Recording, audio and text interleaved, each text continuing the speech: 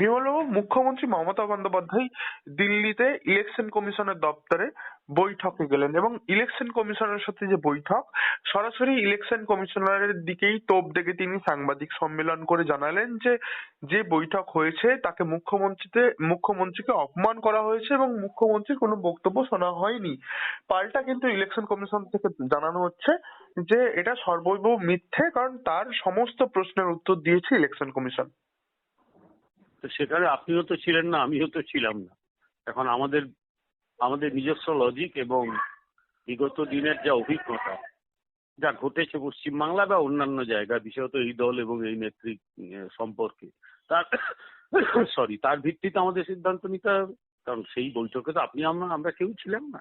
তাহলে আপনি বলুন, বৈঠক বলে কিছু হয়নি। বৈঠক হলে একটা শান্তিপূর্ণ পরিবেশে আলাপ আলোচনা হয়, আমি একটা কথা বলবো, আপনি একটা কথা বলবেন, তারপর আমরা একমত হতে পারি, একমত নাও হতে পারি, না আপনার সঙ্গে একমত হতে পারছি না, আপনি একমত হলেন না, বৈঠক শেষ হলো। এখানে যা ঘটেছে তাকে আমি অন্তত বৈঠক মানতে রাজি নই। এখানে যেটা ঘটেছে সেটা হচ্ছে যে সম্পূর্ণভাবে বাইরের মানুষকে দেখানো যে দেখো হে আমি তোমার জন্য কিছু লড়ছি বা আমরা তোমার জন্য লড়ছি, এই দেখো আমি এতগুলো লোককে নিয়ে এসেছিলাম, আমাদের কথা শোনা হয়নি। Absolutely it's nothing but showmanship. এমনকি বিমলবাবু, মমতা বন্দ্যোপাধ্যায় বলছে আমরা ইলেকশন কমিশনারকে বয়কট করে বেরিয়ে এসেছি। খুব ভালো। উনি কাকে বয়কট, বয়কট একটা গণতান্ত্রিক শব্দ, বয়কট আন্দোলন ইত্যাদি ইত্যাদি, কেউ কাউকে বয়কট করলে আমার সেটা নিয়ে বলার কিছু নেই, কিন্তু একটা বিষয় তো বলার আছে, সেটা হচ্ছে নির্বাচন কমিশন হচ্ছে একটি সাংবিধানিক সংস্থা। তো একটি সাংবিধানিক সংস্থাকে কেউ যদি বয়কট করে, তাহলে এরপর কেউ যদি বলে সুপ্রিম কোর্টকে বয়কট করছি, এরপর বলবে কেন্দ্রীয় সরকারকে বয়কট করছি, কোন দিকে যাচ্ছে এরা জানে। এসব কথাবার্তাগুলো যখন বলে কি বলছে। আর সবচেয়ে বড় কথা, আমার আগের কথাটা শেষ হয়নি, এই যে বৈঠকের কথা আপনি বললেন, যে মাননীয় প্রধানমন্ত্রী একবার এসেছিলেন একটা দুর্যোগের প্রেক্ষাপটে, তিনি খড়গপুরে অপেক্ষা করছিলেন। হঠাৎ করে ঝড়ের বেগে ঢুকে একটা কাগজ রেখে দিয়ে বেরিয়ে এলেন, তার সঙ্গে একজন আইএস, সেই সময়কার আইএস অফিসার, পরে তিনি রিটায়ার করেছেন, তিনিও ছিলেন, তিনিও বেরিয়ে এলেন। আপনি একেও কি বৈঠক করবেন? সো গিভেন ইউর এক্সপিরিয়েন্স, গতকাল নির্বাচন কমিশনে যা ঘটেছে বৈঠক হয়নি, ওই প্রধানমন্ত্রীর সঙ্গে মুখোমুখি যা ঘটেছিল সম্ভবত সেটাই ঘটেছে। আমার এই কথা রইল, আমাদের এই কথা আপনাদের শুনতে হবে। তারা যদি লজিক দেওয়ার চেষ্টা করেছে, সে কথা শোনা হয়নি, তারপর বয়কট করে বেরিয়ে এলাম। বৈঠক করার কোনো আদৌ ইচ্ছে ছিল? এখানে তো মূল ইচ্ছে ছিল বাইরে একটু দেখানো যে আমরা লড়াই করছি, এই দেখো বাঙালি, এইসব কতগুলো হাস্যকর ন্যারেটিভ, বাঙালি ন্যারেটিভ একেবারেই হাস্যকর নয়, কিন্তু তাকে বিমলবাবু, সেই কেন্দ্র কথা করে আমি দেখতেই শেষ বলতে করি। হয় যে বাঙালি ন্যারেটিভ। বলুন। শুভেন্দু অধিকারী বক্তব্য রেখেছেন যে শুভেন্দু অধিকারী তিনি বলছেন যে ভেতরে দোস্তি বাইরে কুস্তি, এবং যে বৈঠক যেভাবে মুখ্যমন্ত্রী বৈঠকের পরে কথা বলছেন সর্বৈব নাটক। দেখুন, বাংলা এবং বাঙালি এই ভাবনা নিয়ে একটা ভুল ন্যারেটিভ তৈরি করার চেষ্টা হচ্ছে। বাংলা বা বাঙালির যা সম্মান ইতিমধ্যেই ধুলোয় মিশিয়ে গেছে। প্রথমে সিপিএম দিয়েছিল, তারপরে এই সরকারটা দিচ্ছে, এই দলটা দিচ্ছে।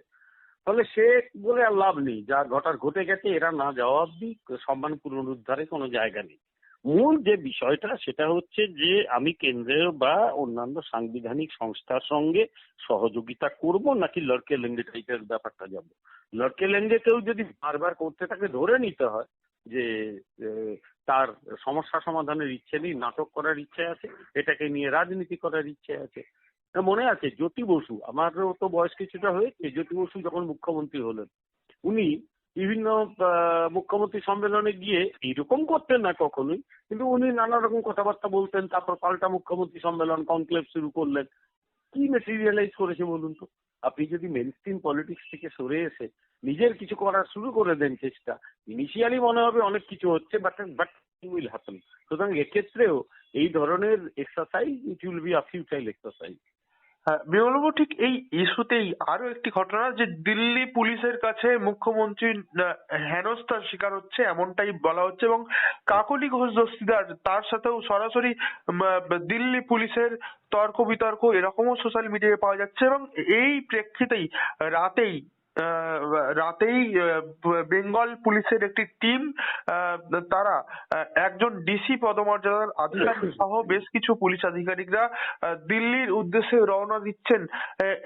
এই যে রওনা দিচ্ছেন দিল্লি পুলিশের এখতিয়ারভুক্ত টেরিটরিতে, এবং সেখানে গিয়ে বেঙ্গল পুলিশ মুখ্যমন্ত্রীর বাড়তি নিরাপত্তার জন্য পৌঁছাচ্ছেন।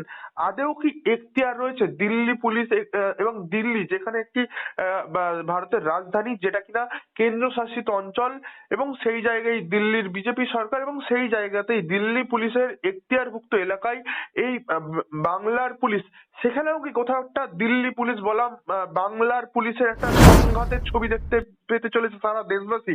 যেমনটা কিন্তু আমরা ইডি বনাম মমতা এরকমটা দেখেছি, এবং অতীতে এটাও দেখেছি যে কলকাতা পুলিশ বনাম ভারতীয় সেনা, সেই জায়গায় কি কোথাও আবার দিল্লি পুলিশ বনাম বাংলার পুলিশের সংঘাত আমাদের চোখে পড়তে চলেছে? একটা কথা বলি, সেটা হচ্ছে রাজ্যের মুখ্যমন্ত্রীর নিরাপত্তার দায়িত্ব রাজ্য প্রশাসনের। ফলে মুখ্যমন্ত্রী যদি মনে করেন যে তিনি এক্সট্রা নিরাপত্তা রাখবেন, তিনি রাখতেই পারেন। এই নিয়ে আইনে কোথাও কোনো বাধা আছে বলে আমার অন্তত জানা নেই। সেখানে 10 জন থাকবে কি 20 জন থাকবে, সেটা ইউজুয়ালি রাজ্য ঠিক করে।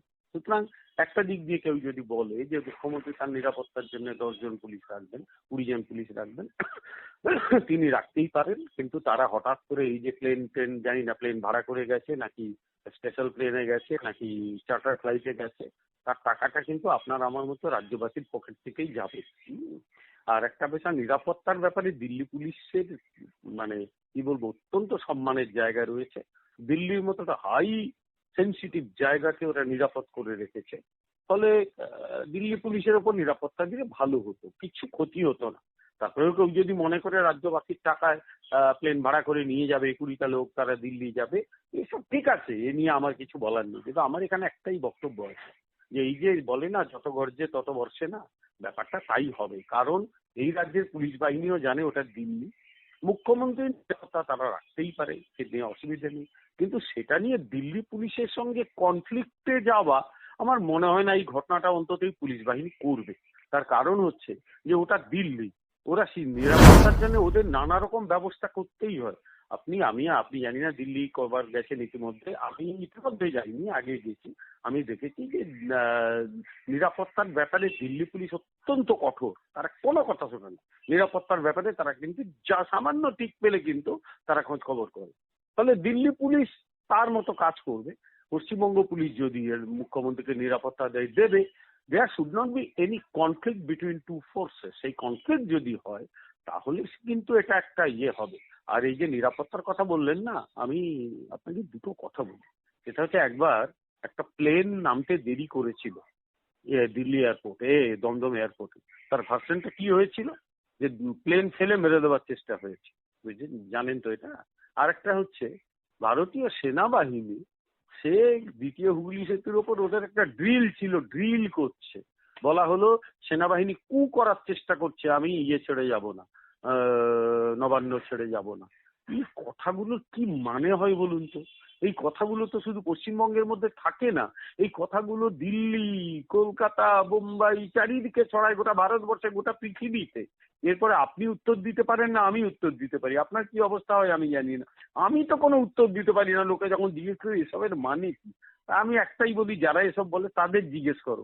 আমার মানে বলার কোনো ইয়েও নেই, প্রয়োজনও নেই, আমার রুচিও নেই। আমাদের এগুলো সহ্য করতে হবে যতদিন এই দলটা ক্ষমতায় আছে।